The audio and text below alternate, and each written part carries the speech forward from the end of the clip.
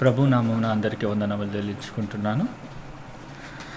గత ఎపిసోడ్ 1000 ఏళ్ల పరిపాలన గురించి మనం మాట్లాడుకున్నాము. ఇప్పుడు ప్రకటన గ్రంథము 20వ అధ్యాయము 4వ వచనం నుంచి 5వ వచనం వరకు చదువుకుందాం. ప్రకటన గ్రంథము 20వ అధ్యాయము 4వ వచనం నుండి 5వ వచనం వరకు చదువుకుందాం. అంతటి సింహాసనములను చూచి తిని వాటి మీద ఆసీనులై ఉండు వారికి విమర్శ చేయుటకు అధికారం ఇవ్వబడెను.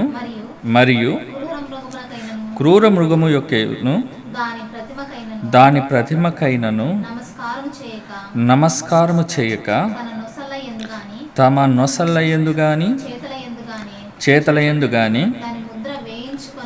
దాని ముద్ర వేయించుకొనని వారిని యేసు నిమిత్తమై తామిచ్చిన సాక్ష్యము నిమిత్తము దేవుని వాక్యము నిమిత్తము శిరచ్ఛేదనము చేయబడిన వారి ఆత్మలను చూచి తిని వారు బ్రతికిన వారై 1000 సంవత్సరములు క్రీస్తుతో కూడా రాజ్యము చేసిరి. ఆ 1000 సంవత్సరములు గడుచు వరకు కడమ మృతులు బ్రతుకులేదు. ఇది మొదటి పునరుత్థానము. ప్రార్థన చేసుకుందాము. మహాపరిశుద్ధుడమైన మా పరలోకపు తండ్రి, జీవం గల దేవ, మీకే వందనాలు స్తోత్రాలు చెల్లించుకుంటున్నాను. గత ఎపిసోడ్లో తండ్రి మీరు మాతో మాట్లాడిన విధానాన్ని బట్టి వందనములు స్తోత్రం చెల్లించుకుంటున్నాం. 1000 ఏళ్ల పరిపాలన, మీ రాజ్యము గురించి ఎన్నో అపోహలను తండ్రి, ఎన్నో వదంతులను, అనేకమైన భిన్నాభిప్రాయాలను మేము వింటూ వస్తుంటున్నాము. తండ్రి, మీరు ఏదైతే సత్యాన్ని మాకు మీ కుమారుని ద్వారా అనుగ్రహించున్నారో ఆ లేఖన పరిశోధనలు చేయుచుండగా మీ ఆత్మను మాకు తోడుగా ఉంచుకోనండి. కేవలం నేను మీ నోటికి బోరగా ఉంచుకోమని కోరుతుంటున్నాను. వినుచున్న ప్రతి ఒక్క మాట లేఖనమును మా హృదయంలో మేము భద్రపరచులాగున కృపను అనుగ్రహించండి. తండ్రి, వీక్షిస్తున్న వారి మనోనేత్రమును తెరవమని కోరుతుంటున్నాను. ఈ విజువల్ను కానీ తండ్రి, లేదంటే ఆడియో కానీ వింటున్న ప్రతి వారి తండ్రి మనోనేత్రములను, హృదయాలను తెరవమని కోరుతుంటున్నాను. సత్యాన్ని వారు గ్రహించలాగున కృపను అనుగ్రహించండి. ముందున్న సమయాన్ని దీవించండి. మమ్మల్ని అందరినీ మీ దయగల హస్తాల చేతికి అప్పగించుకుంటూ మమ్మల్ని మేము తగ్గించుకుంటూ నీ నామాన్ని ఘనపరుస్తూ ప్రభువైన యేసుక్రీస్తు నామమున ప్రార్థించి అడిగి వేడుకుంటున్నాను తండ్రి, ఆమేన్. మనము గత ఎపిసోడ్లో మాట్లాడుకున్న కొన్ని విషయాలను మీకు మరలా గుర్తు చేయాలని ఆశపడుతుంటున్నాను. మొట్టమొదట మనము అపవాది తెచ్చిన బోధ గురించి మనం మాట్లాడుకున్నాం గత ఎపిసోడ్లో. గలతీలు రాసిన పత్రిక ఒకసారి చూద్దామండి. గలతీలు రాసిన పత్రిక 1వ అధ్యాయం. గలతీలకు రాసిన పత్రిక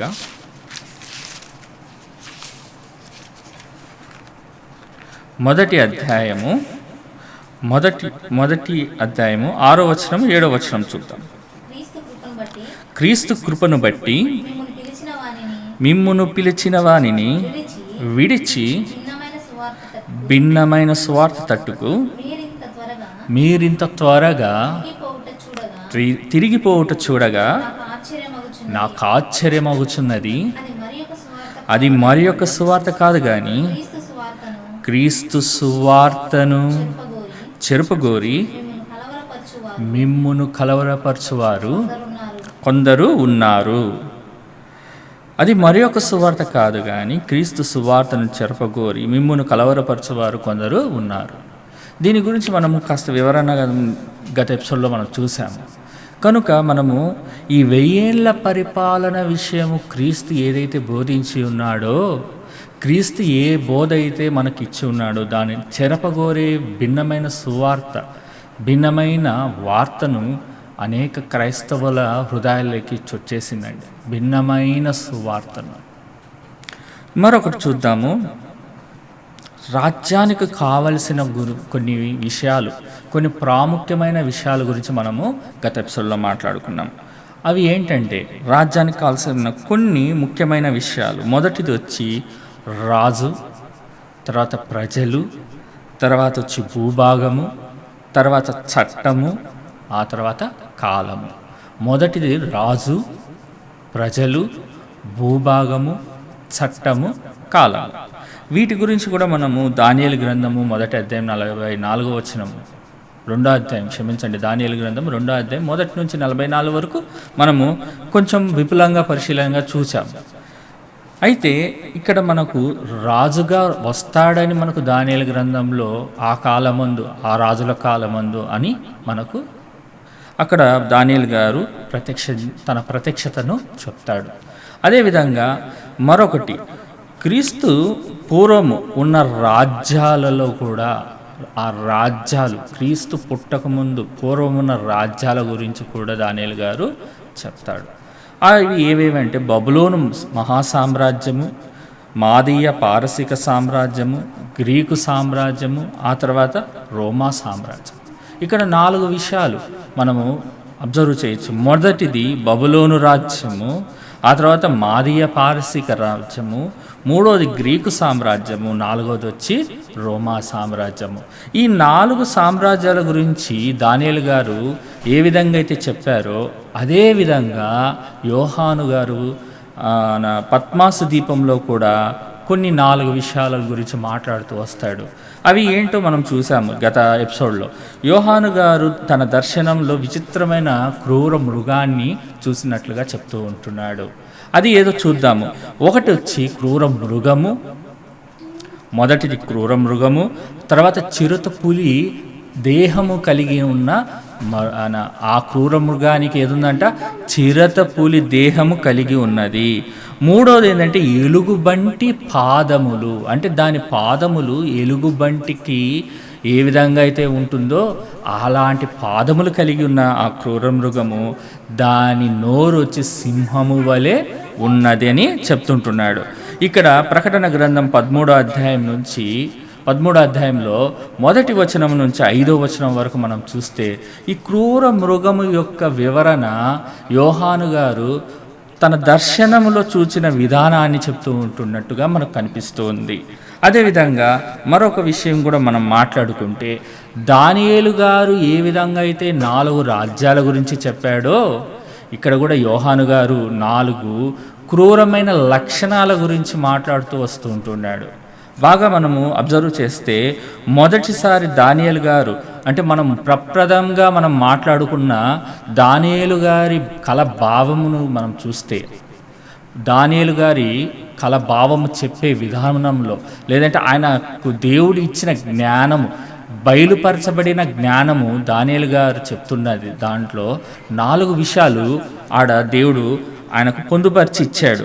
మొదటిది వచ్చి బబులోను సామ్రాజ్యం గురించి చెప్పాడు. రెండవది వచ్చి మాదీయ పారసీక సామ్రాజ్యం గురించి చెప్పాడు. మూడవది గ్రీకు సామ్రాజ్యం గురించి చెప్పాడు. 4వదిగా రోమా సామ్రాజ్యం గురించి కూడా ఆయన చెప్పాడు. ఇక్కడ కూడా యోహాను గారు కూడా ఈడ 4 విషయాలు ప్రస్తావిస్తూ ఉంటున్నాడు.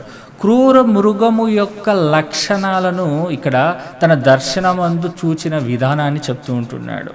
ప్రకటన గ్రంథం 13వ అధ్యాయం 1వ వచనం నుంచి 5వ వచనంలో దాని గురించి వివరంగా ఉంటుంది. ఇంకా కొంత ముందుకెళ్దాము. రాజ్యస్థాపన జరిగిందా, జరుగుతుందా అనే దాని గురించి కూడా లాస్ట్ ఎపిసోడ్లో మనం మాట్లాడుకున్నాం. రాజ్యస్థాపన జరిగిపోయిందా, జరగబోతుందా అన్న దాని గురించి మాట్లాడుకున్నాం. మనము అక్కడ మరొక విషయాన్ని మత్తయి సువార్త 3వ అధ్యాయము, మత్తయి సువార్త 3వ అధ్యాయము 1వ వచనము 2వ వచనం చూద్దాము.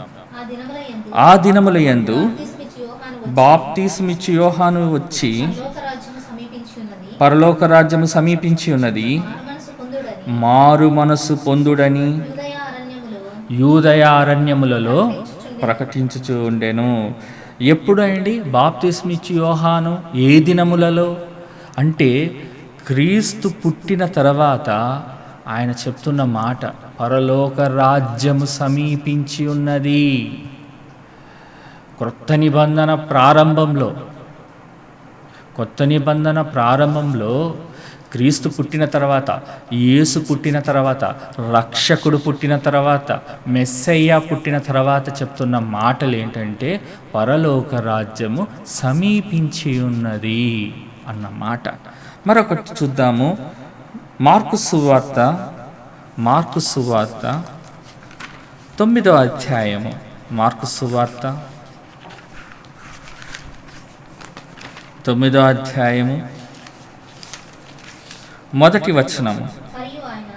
మరియు ఆయన ఇక్కడ నిలిచి ఉన్న వారిలో కొందరు దేవుని రాజ్యము బలముతో వచ్చుట చూచు వరకు మరణము రుచి చూడరని నిశ్చయముగా మీతో చెప్పుచున్నాను అని అనేను.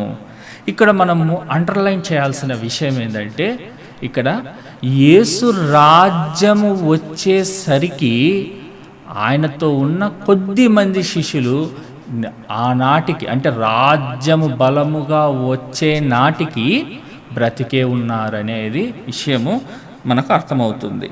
ఇక్కడ నిలుచుండు వారిలో, ఎక్కడ నిలుచుండు వారిలో? యేసుతో కూడా సహవాసములో ఆ దినమున ఆ మాట పలుకు సమయములో ఎవరైతే ఉన్నారో వారితో చెబుతున్న మాట. ఇక్కడ నిలుచున్న వారిలో కొందరు, అందరూ కాదు, కొందరు దేవుని రాజ్యము బలముతో వచ్చు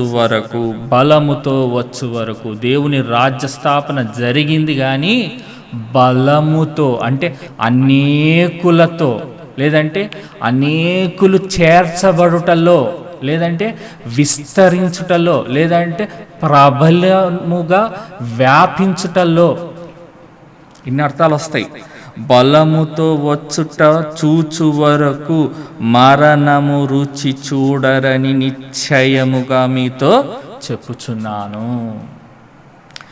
మరొక మాట చూద్దాము. మరొక మాట లూకాసు వార్త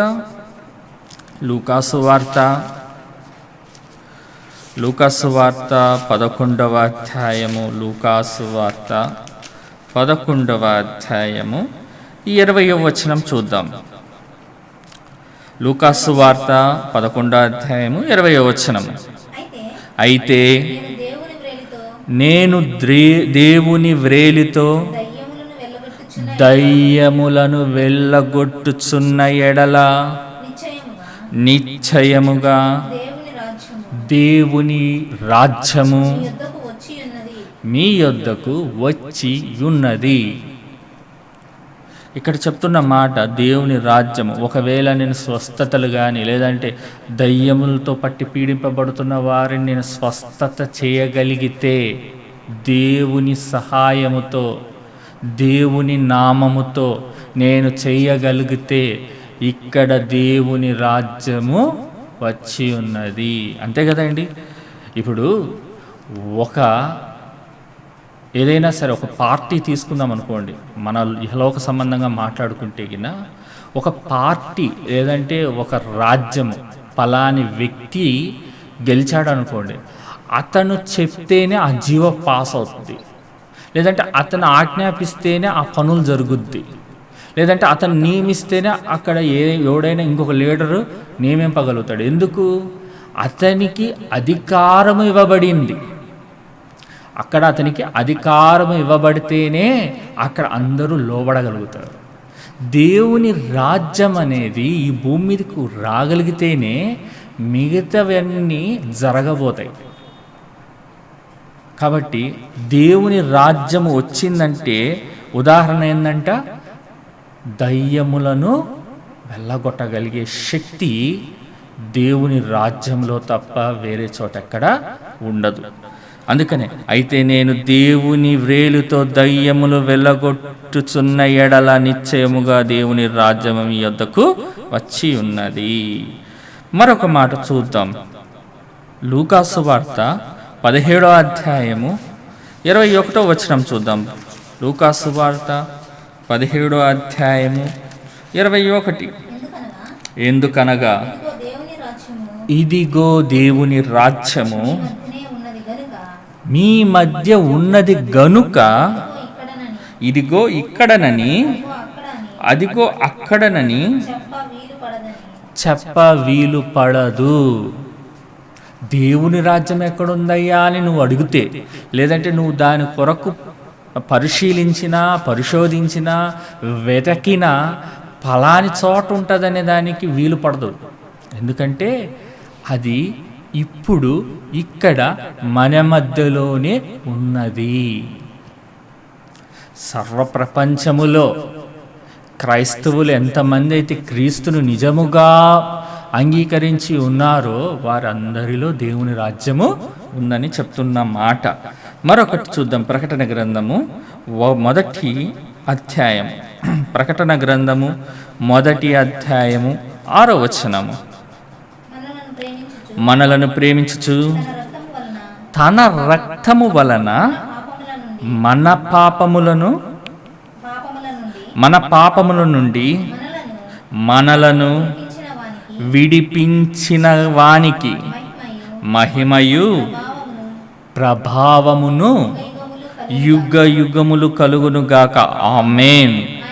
ఆయన మనలను తన తండ్రి దేవునికి ఒక రాజ్యముగాను యాజకులుగాను చేసెను. ఎలా చేశాడండి? ఎలా చేశాడని చెప్తుంటున్నాడు చూడండి. ఆయన మనలను తన తండ్రికి, అంటే దేవుడైన తండ్రికి ఒక రాజ్యముగాను యాజకులుగాను చేసెను. ఏ విధంగా చేశాడని పై వచనం చెప్తాడు. తన రక్తము ప్రేమించుచు తన రక్తము వలన మన పాపముల నుండి మనలను విడిపించి.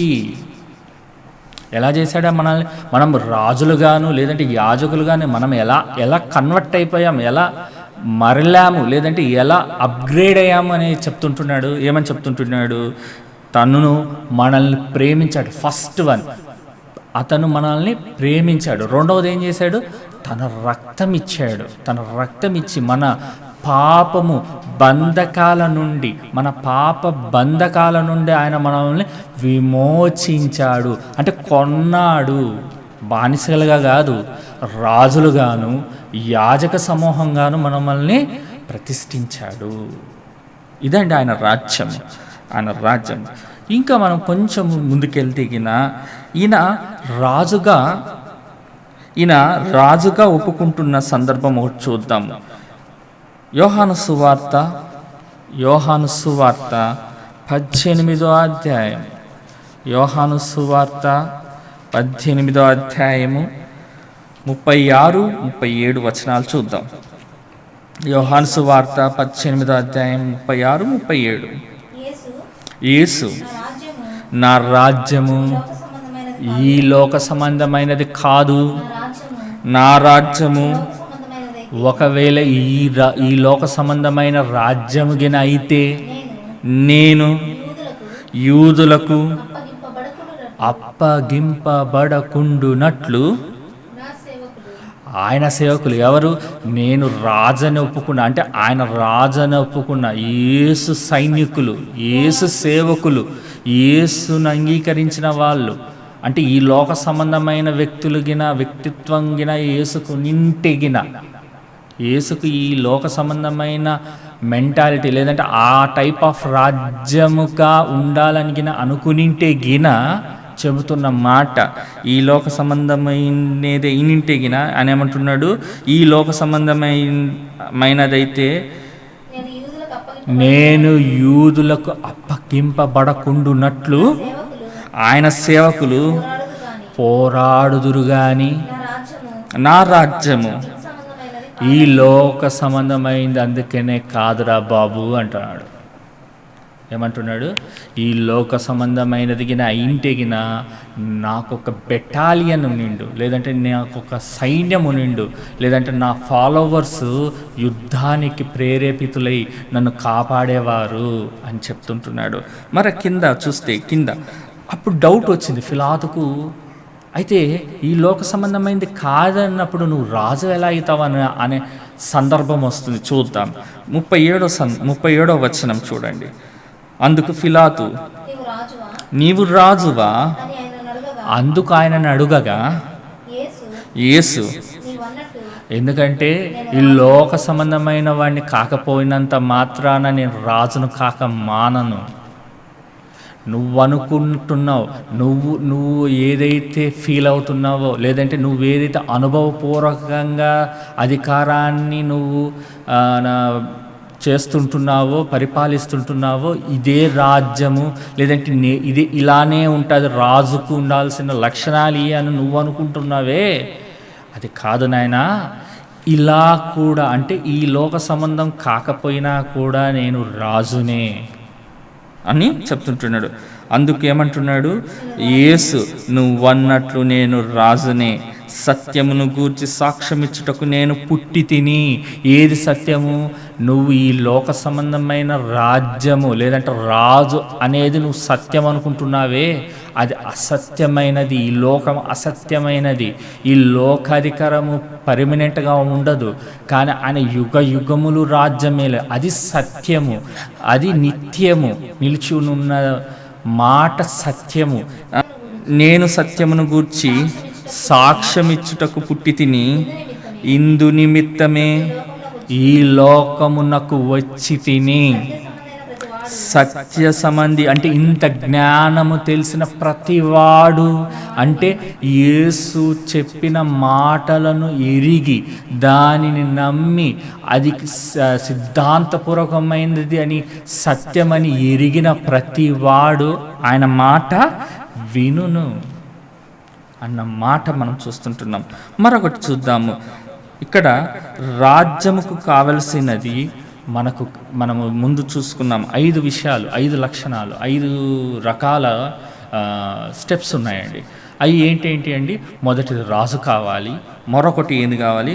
రాజ్యము కావాలి. రాజ్యములో ప్రజలు కావాలి, అంటే రాజుకు ప్రజలు కావాలి. మూడవది వచ్చి భూభాగము కావాలి. నాలుగవది వచ్చి చట్టము కావాలి. ఐదవది ఏది? కాలము కావాలనే విషయాలను గురించి మనం ఇందాకనే మాట్లాడుకున్నాం. వాటిల్లో మనం చూద్దాం. యేసు నేను రాజుగా ఉన్నాను, నేను రాజునే అని ఒప్పుకున్నట్టుగా మనకు తెలుస్తుంటుంది. మనము ఇక్కడ మనం చూస్తే ప్రకటన గ్రంథం 1వ అధ్యాయం 6వ వచనంలో ఆయన మనల్ని ప్రేమించి పాపం నుండి విడిపించి ఆయన సొత్తైన ప్రజలుగా చేసుకున్నాడు. అంటే రాజుకు ప్రజలు వచ్చేసారు. ఆ తర్వాత మరొకటి ఏంటంటే భూభాగము అంటే ప్రపంచవ్యాప్తముగా ఆయన ప్రజలు ఉన్నారు. క్రీస్తు నమ్మిన ప్రజలు ఆరిన నేల మీద, ఈ భూమి మీద, ఈ భూభాగం మీద ఆరిన నేల మట్టుకు ఆయన ప్రజలు, ఆయనను విశ్వసించిన వారు అనేకులు ఉన్నారు. అంటే భూభాగము కూడా వచ్చేసింది. ఆ తర్వాత చట్టం ఏంటండి? ఆయన ఇచ్చిన చట్టం ఏంటండి? క్రొత్త నిబంధన. ఆయన చట్టము క్రొత్త నిబంధన ఇచ్చాడు. ఆ తర్వాత ఆయన కాలము ఎంత ఉందండి? దానియేలు గారు చెప్పినట్టుగా యుగ యుగములు. ఆయన రాజ్యము యుగ యుగములు, అంటే కాలము కూడా వచ్చేసింది. మరొకటి చూస్తాం. 28వ అధ్యాయం మత్తయి సువార్త 28వ అధ్యాయము 18వ వచనం చూద్దాం. మత్తయి సువార్త 28వ అధ్యాయం 18వ వచనం. మత్తయి సువార్త 28వ అధ్యాయం 18వ వచనం. అయితే యేసు వారి యొద్దకు వచ్చి పరలోకమందును భూమి మీదను నాకు ఆయనకు సర్వాధికారం ఎప్పుడే ఇచ్చిందండి? ఆయన రక్తము కార్చి తన ప్రజలను ఎప్పుడైతే కొన్నాడో ఆయనకు అధికారం వచ్చేసింది. ఆయన రాజ్యం వచ్చేసింది.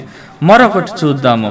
అపోస్తల కార్యములు చూద్దామండి. అపోస్తల కార్యములు 2వ అధ్యాయం చూద్దాం. అపోస్తల కార్యములు 2వ అధ్యాయం. అపోస్తల కార్యములు 2వ అధ్యాయము 1వ వచనం చూడండి.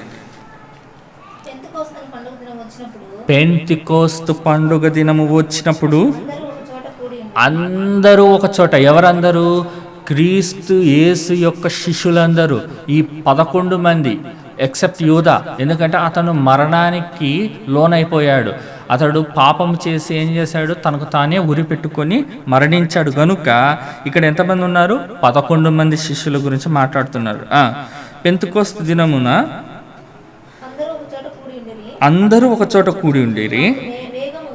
అప్పుడు వేగముగా వీచు బలమైన గాలి వంటి ఒక ధ్వని ఆకాశము నుండి అకస్మాత్తుగా వారు కూర్చుండి ఉండిన ఇల్లంతా నిండెను. మళ్ళీ మనం ఒకసారి మార్కు సువార్త 9వ అధ్యాయము, మార్కు సువార్త 9వ అధ్యాయము మొదటి వచనంలో మళ్ళా మనం ఒకసారి చూస్తే ఇక్కడ నిలిచి ఉన్న వారిలో కొందరు దేవుని రాజ్యము బలముగా అనే మాట మనము విన్నాం. ఇక్కడ దేవుని రాజ్యము బలముగా వచ్చుట చూచు వరకు అన్న మాట చూసాం. ఇక్కడ అపోస్తుల కార్యములు 2వ అధ్యాయం 2వ వచనంలో అప్పుడు వేగముగా వీచు బలమైన గాలి అన్న మాట కూడా మనము చూస్తూ ఉంటున్నాం. ఇక్కడ 2 సందర్భాలు మనకు ఏకాభిప్రాయాన్ని కలిగించే రకంగా ఉంటున్నాయి. మొదటిది వచ్చి ఆయన రాజ్యము బలముతో అన్న మాట గుర్తుపెట్టుకుంటే, ఇక్కడ 2వ అధ్యాయము అపోస్తుల కార్యం 2వ అధ్యాయం 2వ వచనంలో కూడా మనం ఇంకొక మాట కూడా చూసుకోవచ్చు. అక్కడ ఏమన్నా, అప్పుడు వేగముగా వీచు బలమైన గాలి అన్న మాటను మనం చూడవచ్చు. ఇక్కడ వీళ్ళు ఏం చేస్తుంటున్నారు, ఈ 11 మంది శిష్యులు ఇక్కడ కూడి వచ్చి ప్రార్థన చేస్తున్నప్పుడు పెంతెకోస్తు దినమున ఒక బలమైన గాలి, పరిశుద్ధాత్మ దేవుని యొక్క ఆగమనం, ఆయన దిగి వచ్చుట మనము చూడగలుగుతాం. ఆయన వచ్చి వీరి దగ్గర నిలిచి ఉండుట మనం చూస్తాము. వీరిలోకి ఆయన ప్రవేశించి వీళ్ళను ఎంతో శక్తివంతులుగా, వారికి వాక్శక్తిని అనుగ్రహించినట్టుగా, నానా భాషలు మాట్లాడినట్టుగా మనం ఇక్కడ చూస్తూ ఉంటున్నాం. కాబట్టి ఆయన రాజ్యము వచ్చే వరకు మీలో కొంతమంది ఉంటారు అన్న మాట ఇక్కడ మనం నెరవేర్చబడటం చూస్తుంటున్నాం. మరలా తిరిగి 22వ అధ్యాయము 41వ వచనం నుంచి చూడండి. అపోస్తుల కార్యములు 2వ అధ్యాయము, అపోస్తుల కార్యములు 2వ అధ్యాయము 40వ వచనం నుంచి చూద్దాం. ఇంకను అనేక విధములైన మాటలతో సాక్ష్యమిచ్చి మీరు మూర్ఖులకు ఈ తరము వారికి వేరై రక్షణ పొందుడని వారిని హెచ్చరించెను. మనము 38 చూద్దాము. ఒకసారి 38కి వెళ్దాము. ఎవరు మాట్లాడుతున్నాడు ఈ మాట? పేతురు గారు మాట్లాడుతున్నారు. పేతురు, మీరు మారు మనసు పొంది పాప క్షమాపణ నిమిత్తము ప్రతి వాడు యేసుక్రీస్తు నామమున బాప్తిస్మము పొందుడి, అప్పుడు మీరు పరిశుద్ధాత్మ వరమునని పొందుదురు అని చెప్పి 41లో చూద్దాం. ఇప్పుడు కాబట్టి ఎవరైతే యేసును నమ్మారో, పాప క్షమాపణ నిమిత్తం మారు మనసు ఎవరైతే పొందారో వారు గురించి మాట్లాడుతున్న మాట ఏంది 41లో? కాబట్టి అతని వాక్యమును అంగీకరించి, ఏ వాక్యమును? మారు మనసు పొందుడి, పాప క్షమాపణ నిమిత్తం అన్న మాటలను అంగీకరించి బాప్తిస్మము పొందిరి. ఆ దినమందు, ఏ దినమందు? ఈ పెంతెకోస్తు దినమందు. ఆ దినమందు మనం మొదటి వచనంలో చూసాము. ఎక్కడ చూసాము? అపోస్తుల కార్యములు 2వ అధ్యాయము మొదటి వచనం చూడండి. అపోస్తుల కార్యములు 2వ అధ్యాయం మొదటి వచనము. పెంతెకోస్తు దినము, పండగ దినము వచ్చినప్పుడు, ఆ దినమందు ఇంచుమించు, ఇప్పుడు 41కి రండి. ఆ దినమందు ఇంచుమించు 3000 మంది ఎక్కడికి చేర్చబడ్డారండి? రాజ్యములేకి చేర్చబడ్డారు. క్రీస్తును అంగీకరించి క్రీస్తు స్థాపించబడిన రాజ్యములో బలముగా చేర్చబడ్డారు. అది ఆయన రాజ్యము బలముగా వచ్చు వరకు అన్నాడుగా. ఆ మాట నిరర్థకం కాకూడదుగా, ఆ మాటకే చెప్తుంటున్నాడు. ఆ తర్వాత వాళ్ళు ఏం చేశారో చూడండి. 42 చూడండి. వీరు అపోస్తల బోధయందు, 2వది సహవాసమందు, 3వది రొట్టె విరుచుటయందు, 4 ప్రార్థన చేయుటయందు ఎడతెగక రాజ్యములోని చట్ట విధానము, చట్టము. మొదటి చట్టం ఏంది? బోధ. ఏ బోధ? అపోస్తుల బోధ. అంటే క్రీస్తు నేర్పింపబడిన, క్రీస్తు ఏదైతే నేర్పించాడో వారికి ఆ బోధ యందు మరొకటి ఏంది చూడండి, బోధ యందు సహవాసం. అంటే ఏమంటారు? అసెంబ్లీలో అంటే అందరూ కలిసి ఏకీభవించి ఉండుట, ఏకత్వంలో అందరూ ఏక మనస్సుతో ఉండుట, అసెంబ్లీ. ఆ తర్వాత రొట్టె విరుచుట, అంటే కమ్యూనియన్లో వారందరూ పాలిభాగస్తులైనారు. లాస్ట్ నాట్ లీస్ట్ ప్రార్థన, ప్రాముఖ్యమైనది. ప్రార్థన యందు వారి ఎడతెగక. ఇది రాజ్యము యొక్క ప్రణాళికలో ఉన్న భాగం, పద్ధతి. ఏమంటున్నాడు చూడండి, బోధ. క్రీస్తు బోధను విడిచిపెట్టి పోకూడదు ముందుకు. రెండోది, సహవాసం విడిచి పక్కకి వెళ్ళకూడదు.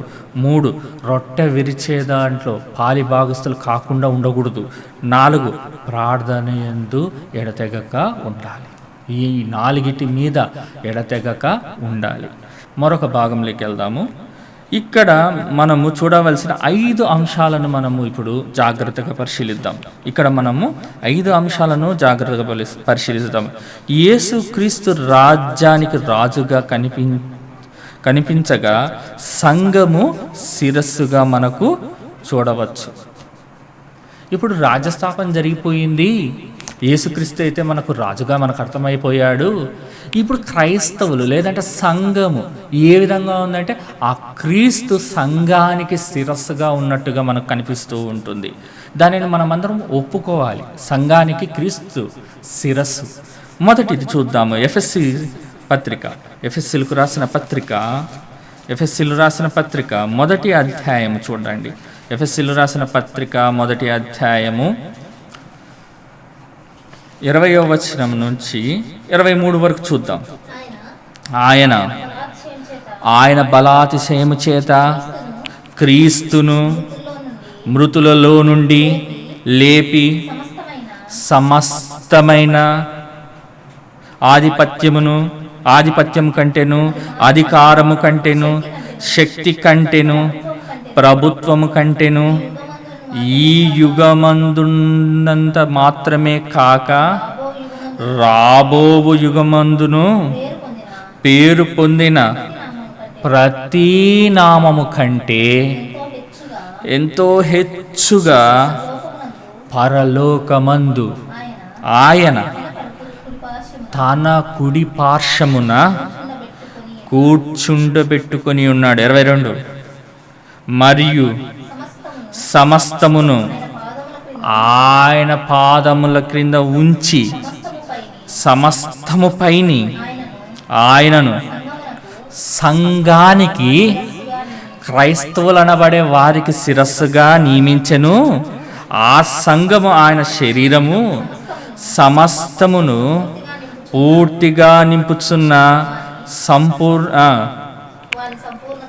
వారిని సంపూర్ణత ఉన్నది. ఇక్కడ మనం చూస్తే ఆయన అంటే ఎవరు? తండ్రి అయిన దేవుడు. ఆయన 20వ వచనంలో ఆయన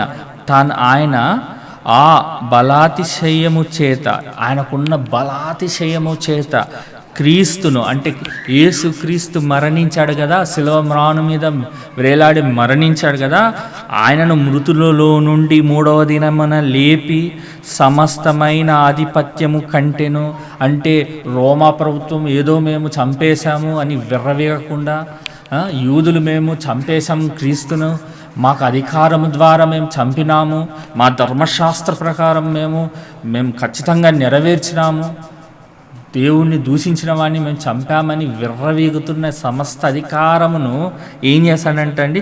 సమస్తమైన అధికారము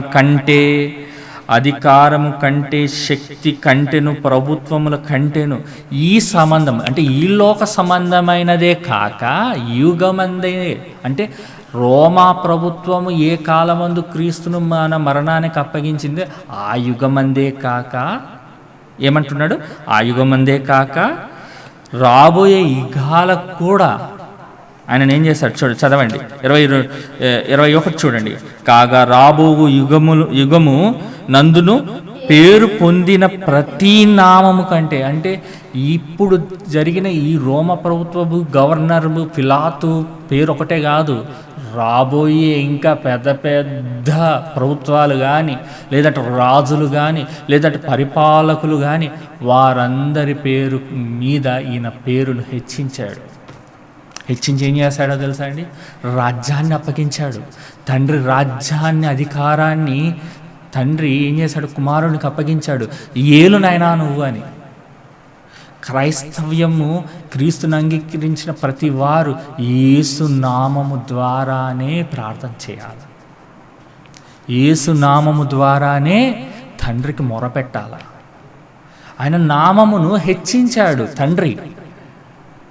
ఎందుకంటే తన మనసు ఎరిగిన కుమారుడు ఏం చేశాడు? తండ్రి కొరకు తన తండ్రి చెప్పిన ప్రతి పని నెరవేర్చాడు. ముందుకెళ్దాము. రెండవది చూద్దాము. నా రాజ్యము ఈ లోక సంబంధమైనది కాదు అని చెప్పాడు. అందువలనే క్రైస్తవులు లేక సంఘము రాజ్యముగా వాక్యములో మనకు కనపడుతుంది. ఎందుకంటే ఈ లోక సంబంధమైనది కాదు కాబట్టి వాక్యానుసారంగా చూస్తే గిన నేటి క్రైస్తవులే రాజ్యంగా మనకు కనపడుతుంది. దాన్ని బలోపేతం చేసే కొన్ని వచనాలను మనం చూద్దాము. మొదటి పేతురు 2వ అధ్యాయం, 9వ వచనం చూద్దాం. మొదటి పేతురు 2వ అధ్యాయము 9వ వచనం. అయితే మీరు చీకటిలో నుండి ఆశ్చర్యకరమైన తన వెలుగులోనికి మిమ్మును పిలిచిన వాని గుణాతిశయములను ప్రచురము చేయు నిమిత్తము ఏర్పరచబడిన వంశమును, రాజులైన యాజక సమూహమును, పరిశుద్ధ జనమును, దేవుని సొత్తైన ప్రజలనై ఉన్నారు. ఇక్కడ మనం చూస్తాము.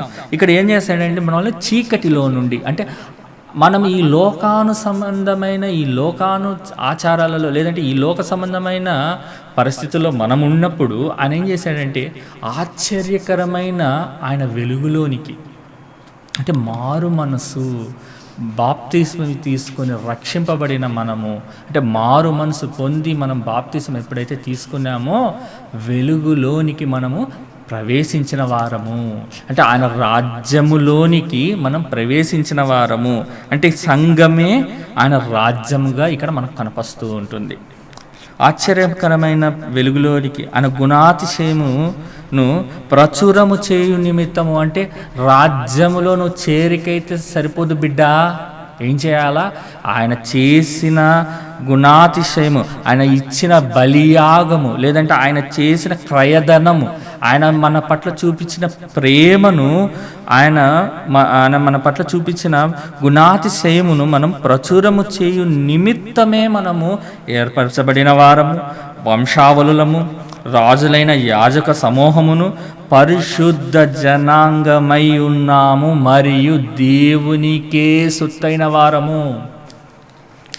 దేవునిలో ఐక్యపరచబడిన తర్వాత దేవునికి మనము సొత్తైన ప్రజలమై ఉన్నాము. మనము దేవునికి సొత్తైన ప్రజలమైతేనే మనము ఈ లోకానుసారంగా జీవించలేము. మరొకటి చూద్దాము. ఎఫెసీలు రాసిన పత్రిక 5వ అధ్యాయము, 30-32. మనము క్రీస్తు శరీరమునకు అవయవములై ఉన్నాము గనుక అలాగే క్రీస్తు కూడా సంఘాన్ని పోషించి సంఘాన్ని సంరక్షిస్తుంటున్నాడు. ఆయన రాజ్యాన్ని సంరక్షిస్తుంటున్నాడు. రాజు యొక్క కర్తవ్యం ఏంటండి? రాజు యొక్క డ్యూటీ ఏంటి? తన ప్రజలను, లేదంటే తన రాజ్యాన్ని కాపాడుకోవాలి. తన రాజ్యానికి కావలసిన వసతులు, వనరులు, లేదంటే ఆర్థికంగా, సామాజికంగా ప్రతిదీ ఆయన సమకూర్చి ఆ ప్రజలను పరిపాలించగలగాలి. అలా పరిపాలించగలిగితేనే అతను రాజు అవుతాడు. లేదు, మీ ఇష్టం, మీరు ఎట్లన్నా సావండి, ఎట్లన్నా ఉండండి, నేను మటుకు నా లక్షణంగా హ్యాపీగా నేను నా రాజదర్బార్లో నేను జీవిస్తాను అంటే అతను రాజు అవుతాడా? కాడు. దుర్మార్గ పరిపాలన అంటారు. ఇక్కడ ఏమంటున్నాడు చూడండి, ఇక్కడ ఏమంటున్నాడు? 30వ వచనం చూడండి. మనము క్రీస్తు శరీరమునకు అవయవములై ఉన్నాము గనుక అలాగే క్రీస్తు కూడా సంఘాన్ని పోషించి సంరక్షించుచున్నాడు. ఈ మర్మము గొప్పది. అయితే క్రీస్తును గూర్చియు సంఘాన్ని గూర్చియు చెప్పుచున్నాను. అంటే క్రీస్తు అంటే రాజును గూర్చియు రాజ్యమును గూర్చియు చెప్పుచున్నాను. ఎంతటి చక్కని మాట చెప్తుంటున్నాడు. మూడో విషయం చూద్దాం. మూడవది ఏందనగా, నేడు సంఘము ప్రపంచం అన్ని దేశాలలో నిండిపోయినట్లుగా క్రీస్తు రాజ్యము కనబడుచున్నది. మూడవ విషయం ఏంటంటే, నేడు క్రైస్తవులు ప్రపంచవ్యాప్తముగా అన్ని చోట్ల ఆయన సంఘముగా రాజ్యాలుగా మనకు కనపడుతుంది. దానికి బలోపేతం చేయడానికి కొన్ని వచనాలు మనం చూద్దాం. మత్తయి సువార్త 28వ అధ్యాయము 19వ వచనం చూద్దాం. కాబట్టి మీరు వెళ్ళి సమస్త జనులను శిష్యులనుగా చేయుడి, తండ్రి యొక్కయు కుమారుని యొక్కయు పరిశుద్ధాత్మ యొక్కయు నామములోనికి వారికి బాప్తిస్మీయుడి. ఇక్కడ సమస్త జనులను శిష్యులుగా అన్న మాటను గురించి మనం ఇక్కడ చూస్తే గిన, సమస్త జనులను శిష్యులుగా, శిష్యులు అంటే ఎవరండి? అంటే ఫాలోవర్స్ అనుకుంటున్నారా? కాదండి. ఆ 11 మంది శిష్యులు లేదంటే ఆ 12 మంది ఏర్పరచబడిన వారి గురించి కాదు మాట్లాడుతున్నమాట. శిష్యులు అన్నదానికి మనము బైబిల్ డెఫినేషన్ అడిగితే మనకు చెప్తుంది. అపోస్తుల కార్యములు 11వ అధ్యాయము 26వ వచనంలో చూస్తే గిన, అపోస్తుల కార్యములు 11వ అధ్యాయము 26వ వచనంలో చూస్తే, వారు కలిసి ఒక సంవత్సరమంతయు సంఘములో ఉండి బహుజనములకు వారు వాక్యాన్ని బోధించారు. మొట్టమొదట అంతియోకయలో ఉన్న శిష్యులు క్రైస్తవులు అనబడిరి. క్రైస్తవుని యొక్క డ్యూటీ ఏంటండి? క్రీస్తుని గూర్చి ప్రబలంగా అందరికీ చెప్పటమే క్రైస్తవుని యొక్క డ్యూటీ. మొట్టమొదట అంతియోకయలో ఉన్న శిష్యులు ఎవరైతే యేసును అంగీకరించి బాప్తీసం తీసుకొని మారు మనసు పొంది ఉన్న వారు శిష్యులు, వాళ్ళు ఏం చేశారంటే అనేక జన సమూహానికి దేవుని వాక్యాన్ని, దేవుని గురించి, ఆయన రాజ్య స్థాపన గురించి, ఆయన రాజ్యం యొక్క విస్తరించడానికి దోహదపడిన వారే మొట్టమొదట క్రైస్తవులు అనబడ్డారు. ఆ శిష్యులే మొట్టమొదట క్రైస్తవులు అనబడ్డారు. ఆ తర్వాత మార్కు సువార్త 16వ అధ్యాయం 15వ వచనంలో చూస్తే గిన, మరియు మీరు సర్వలోకములకు వెళ్ళి సర్వసృష్టికి సువార్త ప్రకటించుడి. ఆయన రాజ్యము సర్వసృష్టి అంటే ఈ సృష్టి అంతటిలో, ఈ భూమి మీద నివసిస్తున్న, ఆరిన నేల మీద ఉంటున్న సర్వ సృష్టికి, ప్రతి ఒక్కనికి, నానా జాతి వారికి, నానా తెగల వారికి ఆయన యొక్క రాజ్య స్థాపన, ఆయన రాజుగా వచ్చి ఉన్నాడని, ఆయన క్రీస్తుగాను యేసుగాను వచ్చి ఉన్నాడని ప్రతి ఒక్కరికి తెలియడానికి దోహదపడ్డారు. విస్తరింపబడింది ఆయన రాజ్యం, భూతలమంతా విస్తరింపబడిందని దానియేలు గ్రంథంలో మనం చూసాం కదండి. అదేవిధంగా ఇక్కడ కూడా మనం చూస్తున్నాం, సర్వలోకానికి వెళ్ళి సర్వ సృష్టికి సువార్త ప్రకటించుడి అని చెప్తుంటున్నాడు. 4వ విషయం గురించి మనం మాట్లాడుకుంటే, అటు రాజ్యముగాను ఇటు సంఘముగాను పిలువబడుతున్న వారి ప్రామాణిక గ్రంథము లేక ఒక బైబిల్గా మనం చూడవచ్చు. ఏంటి? ఒక చట్టము. ప్రామాణిక గ్రంథమన్నా బైబిల్ అన్నా చట్టము అంటే క్రైస్తవులకు అది ఒక నిబంధన, ఒక చట్టము, లేదంటే ఒక కట్టడ. ఎవరికండి? క్రీస్తు రాజ్యములో. అటు క్రీస్తు రాజ్యము లేదంటే సంఘం అనుకున్నా నువ్వు, లేదంటే క్రీస్తు రాజ్యం అనుకున్నా కానీ క్రైస్తవునికి ఉండాల్సిన ప్రామాణిక గ్రంథము లేదంటే ఒక ఏమంటారండి చట్టము ఏంటిది? అది బైబిల్ మాత్రమే. అది బైబిల్ మాత్రమే. యాకోబు రాసిన పత్రిక యాకోబు రాసిన పత్రిక 1వ అధ్యాయం 21వ వచనం చూస్తే అందుచేత సమస్త కల్మషమును విర్రవీగుచున్న దుష్టత్వమును మాని లోపల నాటబడిన మీ ఆత్మను రక్షించుటకు శక్తి గల వాక్యము సాత్వికముతో అంగీకరించుడి. ఏం చేయాలి? లోపల ఒకటి నాటాడు. ఏంటంటే అది నాటింది? ఆత్మను నాటాడు దేవుడు. నీకు నాకు ఉన్నది ఏంటంటే ఆత్మ. ఆ ఆత్మ దుష్టత్వంలో విర్రవీగుతుందనుకోండి, లేదంటే కల్మషంతో నిండిపోయిందనుకోండి, అలాంటప్పుడు ఏమవుద్దంటే చట్టం ఏం చేస్తుంది? దాని పని చేసుకుంటా పోతుంది. ఏం చేస్తుంది? మరణానికి అప్పగిస్తుంది. నిత్యాగ్నిగుండన నిత్యము దండించడమే. అక్కడ బాధ ఎలా ఉంటుందంటే నరకము, పళ్ళు కొరుకుట, చీకటి, అలాంటి బహుభయంకరమైన స్థితిలోకి మనం పోకుండానట్లు ఏదంట శక్తిగల వాక్యమును సాత్వికముతో మనము అంగీకరించాల. చట్టాన్ని అంగీకరించాల, చట్టానికి గౌరవం ఇవ్వాల, చట్ట ప్రకారము నడుచుకోవాలా, చట్టానికి అనుకూలంగా మనము మెలగాల. రాజ్యములో ఉన్న ప్రజలు ఇప్పుడు వచ్చింది ఏంటండి? చట్టం. ఆ చట్టం ఏంటి? బైబిల్, పరిశుద్ధ గ్రంథము. మరొకటి చూద్దాం. యోహాను సువార్త 12వ అధ్యాయము 48వ వచనము. యోహాను సువార్త 12వ అధ్యాయం 48వ వచనము. నన్ను నిరాకరించి నా మాటను అంగీకరింపని వానికి తీర్పు తీర్చు వాడొకడు కలడు. నేను చెప్పిన మాటయే అంత్య దినమందు వానికి తీర్పు తీర్చును. ఏమంటున్నాడు? నన్ను నిరాకరించు అంటే ఆయన మాటను లోబడకుండా ఓవర్టేక్ చేయడం, లేదంటే ఆయన చెప్పిన విధములో నడుచుకోకుండా పోవటం, ఆ చట్టానికి మనము విలువ ఇయ్యకపోవడం వలన ఆయన మాటను అంగీకరింపని వారమవుతాం, చట్టాన్ని అంగీకరింపని వారమవుతాం. తీర్పు తీర్చడానికి ఒకడు వస్తాడు.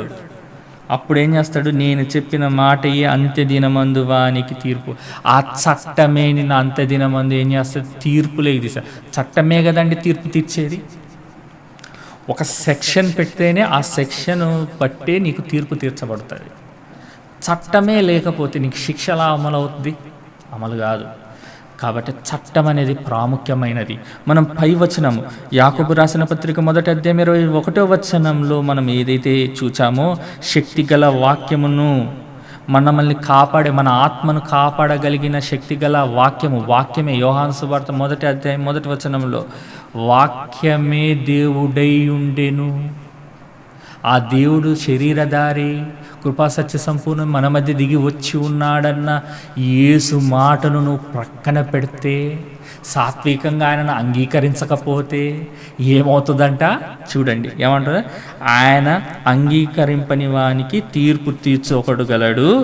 నేను చెప్పిన మాటయే అంత్య దినమందు వానికి తీర్పు తీర్చును. తీర్పు తీర్చబడుతుంది. ఏ విధంగా తీర్పు తీర్చబడుతుంది? చట్ట ప్రకారము నువ్వు లేనప్పుడే నీకు తీర్పు తీర్చబడుతుంది. ప్రకటన గ్రంథం 22వ అధ్యాయం 18-19 చూస్తే ఈ గ్రంథం ముందున్న ప్రవచన వాక్యములు, ఏ వాక్యమైతే నువ్వు సాత్వికంతో అంగీకరించాలనుకుంటున్నావో, అంగీకరించలేకపోయావో, ఆ ప్రవచన గ్రంథములోని వాక్యములు విని ప్రతి వానికి నేను సాక్ష్యం ఇచ్చినది ఏమనగా, ఎవడైనను వీటితో మరి ఏదైనాను కలిపిన ఎడల ఈ గ్రంథములో రాయబడిన తెగుళ్ళు దేవుడు వానికి కలుగజేయును. ఎవడైనను ఈ ప్రవచన గ్రంథమున్న వాక్యములలో ఏదైనా తీసివేసిన ఎడల దేవుడు ఈ గ్రంథములో రాయించిన జీవవృక్షములో పరిశుద్ధ పట్టణములోను వానికి పాలు లేకుండా చెయ్యును. చట్టం అండి, చట్టం, దేవుని చట్టం, క్రైస్తవులకు ఇవ్వబడిన చట్టం. ఈ లోక సంబంధమైనది కాదు. ఏదో 6 నెలలకో 3 నెలలకో లేదంటే ఒక జీవితకాలం వేసి ఏమైనా ఉరి తీసేయడమో లేదంటే ఏదన్నా బెయిల్ మీద తీసుకురావడమో జామీన్ల మీద తీసుకురావడమో కుదరదు బాబు. దేవుని చట్టము ఏదంట, వాక్యముతో ఏది జోడించకూడదు, ఏది ఉండేది తీసేయకూడదు. ఆయన చట్టం ఏ విధంగా అయితే రాసి ఉన్నాడో దాని ప్రకారమే నువ్వు నేను జీవించాలి. ఇది యేసు యొక్క రాజ్యం. నాయన నీ ఇష్టానుసారంగా ఉండేదానికి లేదు. క్రీస్తు యేసు యొక్క రాజ్యములో పాలి భాగస్థులమైన మనము చట్టానికి విధేయులై ఉండాలి. ఏమంటున్నాడు చూడు, ఏంటండి, ఈ గ్రంథంలో రాయబడిన తెగుళ్ళు అంటే వాడికి ఇచ్చే శిక్షణ గురించి మాట్లాడుతున్నమాట. రెండవది ఏంటంట, జీవవృక్షములోను పరిశుద్ధ పట్టణములోను ప్రవేశం ఉండదు. అంటే ఆయన రాజ్యము, ఆయన ఈ భూమి మీదకి వచ్చినప్పుడు తన రాజ్యాన్ని తండ్రికి అప్పగిస్తాడు కదా, ఆ పరలోక రాజ్యము, ఆ రాజ్యములోకి వెళ్ళడానికి నీకు ఇక మీదట ప్రవేశము లేదు. నిత్య జీవము పొందడానికి కూడా నీకు అవకాశం లేదు. జీవవృక్ష ఫలము నువ్వు తినలేవు. రెండోది వచ్చి పరలోక రాజ్యంలోకి ప్రవేశించలేవు చట్టాన్ని అతిక్రమిస్తే. ఇట్స్ ద లా, జీసస్ లా, దేవుని చట్టము. మరొకటి చూద్దాం. క్రీస్తు శకము 33వ సంవత్సరములో దేవుని రాజ్యము స్థాపింపబడినట్లుగా మనము చూస్తుంటున్నాం. సర్వోన్నతిని దేవుని సంఘము లేక రాజ్యము ఇప్పటికీ 2000 సంవత్సరాలు ఆయన దాదాపుగా ఇప్పటికీ ఆయన రాజ్యం జరుగుతూ ఉంటుంది. దాని గురించి మనం కొన్ని చూస్తాం. ఎలా చూస్తామండి? యేసు 33.5 సంవత్సరాలు భూమి మీద ఆయన తన జీవితాన్ని కొనసాగించాడు. ఆయన రాజ్యస్థాపనలో ఆయన ప్రాముఖ్యమైన పనులు కొన్ని చేసి వెళ్ళాడు. ఆయన 30 నుంచి అర్ధ సంవత్సరంలో ఆయన ఎన్నో విషయాలను తన శిష్యులకు త్వరగా కూడా చెప్పాడు. ఆయన 33.5 సంవత్సరాలు ఆయన జీవితకాలం. ఆయన తను తండ్రి చెప్పిన ప్రతిదీ ఆయన నెరవేరుస్తూ వచ్చాడు. ఆయన చట్టాన్ని కూడా ఆయన ఏం చేశాడు? ప్రతిష్ఠించాడు. ఆయన కాలంలో ఉండగానే, ఆయన భూమి మీద ఉండగానే ఆయన ఒక చట్టాన్ని ప్రతిష్ఠిస్తూ వస్తుంటున్నాడు. మరొక విషయం చూస్తే, పైనున్న వచనాలు మరియు పరిశీలిస్తే మనం ఇంతవరకు మనం చదువుకున్న పైనున్న వచనాలన్నీ మనం పరిశీలిస్తే క్రీస్తు యొక్క రాజ్యము లేక సంఘము అనేది ఒకటే అనేది మనకు అర్థమవుతుంది.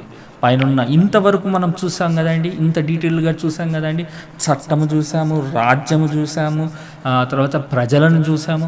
పైన వచనాలన్నిటిని చూసిన తర్వాత మనకు ఇప్పుడు ఒక అవగాహన రావాలి. ఏంటి ఆ అవగాహన? సంఘము అన్నా కానీ రాజ్యం అన్నా కానీ ఒకటే అనేది మనకు అర్థం కావాలి. ఎఫెసీయులకు రాసిన పత్రిక 5వ అధ్యాయం 5వ వచనములో, వ్యభిచారమైనను అపవిత్రమైనను విగ్రహారాధనయున్నను లోబి అయినను యేసు యొక్కయు దేవుని యొక్కయు రాజ్యమునకు హక్కుదారుడు కాడన్న సంగతి మీకు నిశ్చయముగా తెలుపుచున్నాను. ఈ చట్టములో మనం మరొక విషయం మనము చూడాలి. ఏంటండి ఈ చట్టంలో మనం ఇంకొక విషయం ఏంటి చూడాలి? వ్యభిచారి అంటే దేవునిని అంగీకరించి, అంటే ఒక భర్త ఉన్నాడండి, భార్య ఉంది, భార్యాభర్తలు ఉన్నారు. భార్య ఉండగా మరొక స్త్రీ దగ్గరికి పోతే వీడు వ్యభిచారి అవుతాడు.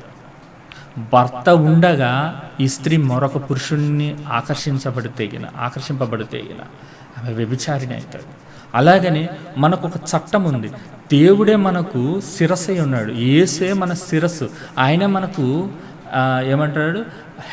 Head of. మనకు ఆయనే సర్వమై ఉన్నప్పుడు ఆయనను విడిచి మనం ఈ లోక సంబంధమైన వాటి కొరకు ప్రాగుల్లాడితే, ధనము కొరకు ప్రాగుల్లాడినా, అధికారం కొరకు ప్రాగుల్లాడినా, ఇతర ఏది దానికైనా మనం ప్రాగుల్లాడితే మనం వ్యభిచారులం అవుతాం. వ్యభిచారి అంటే లైంగికంగానే కాదండి, మనస్సులో కూడా మనము వేరే దానిని ఇష్టపడకూడదు.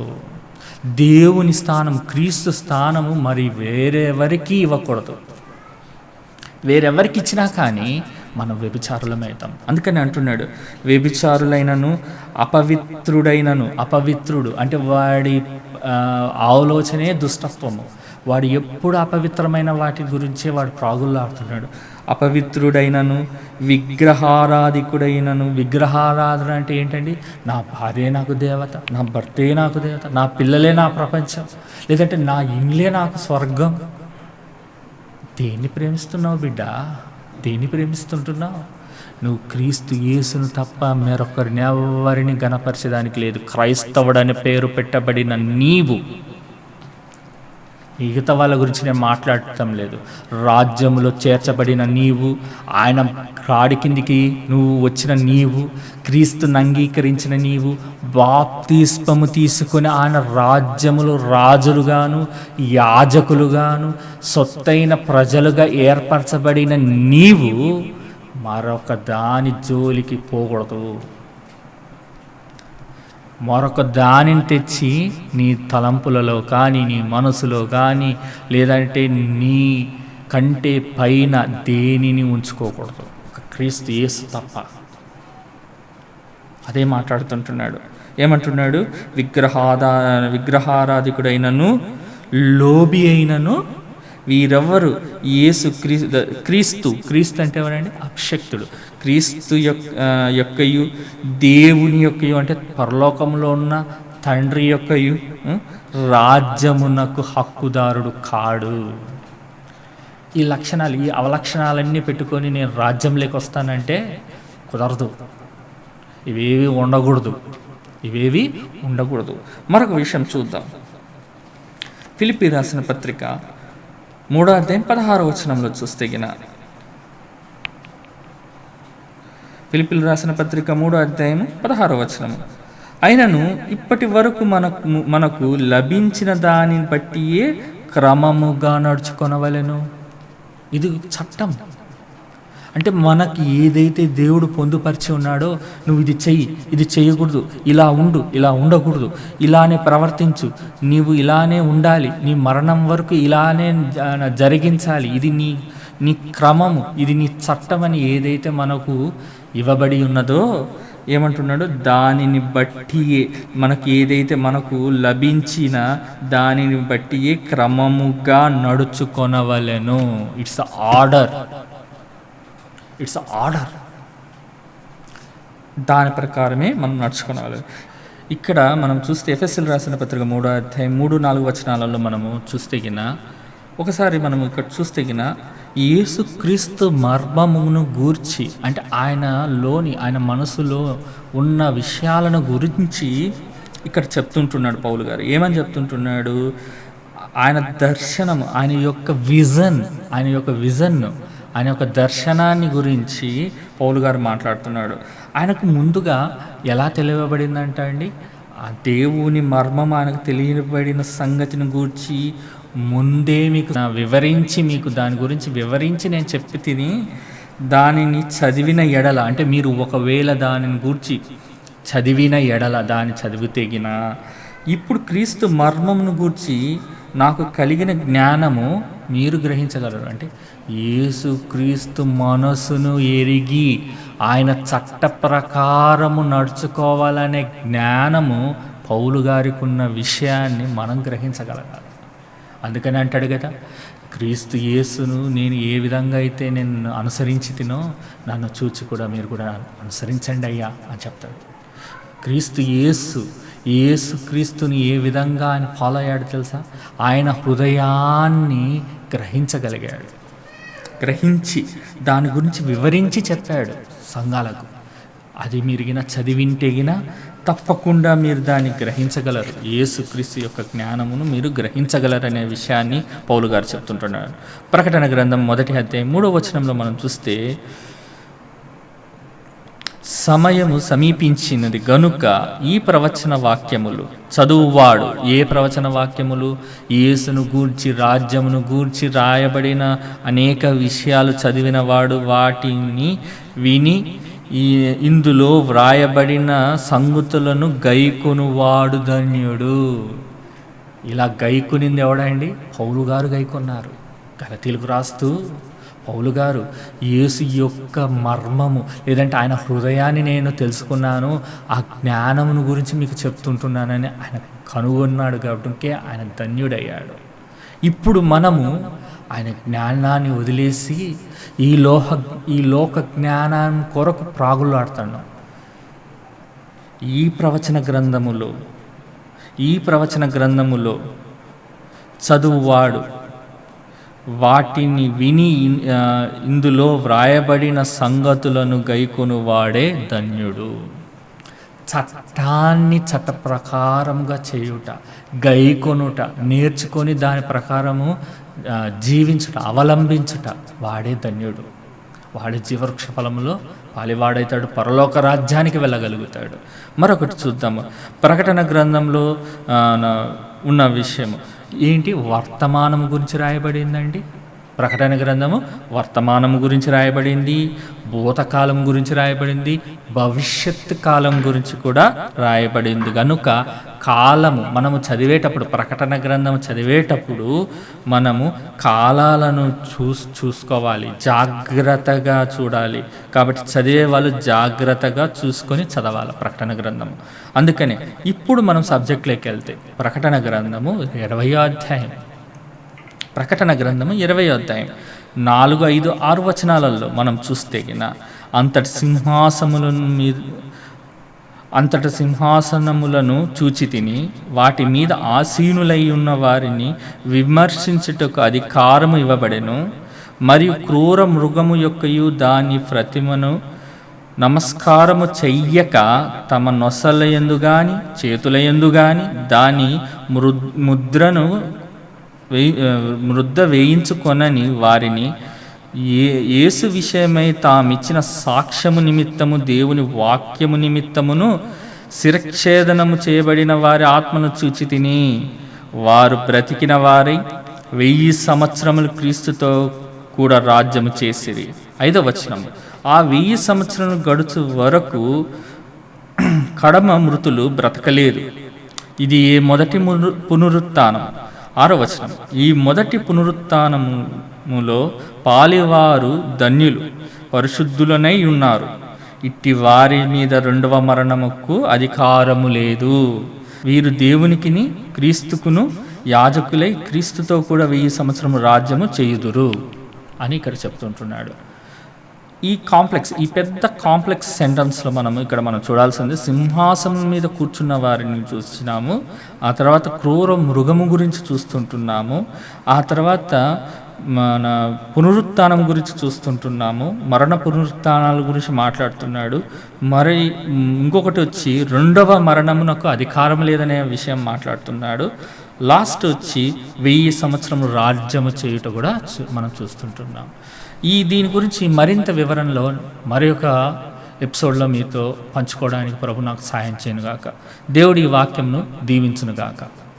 ఆమేన్.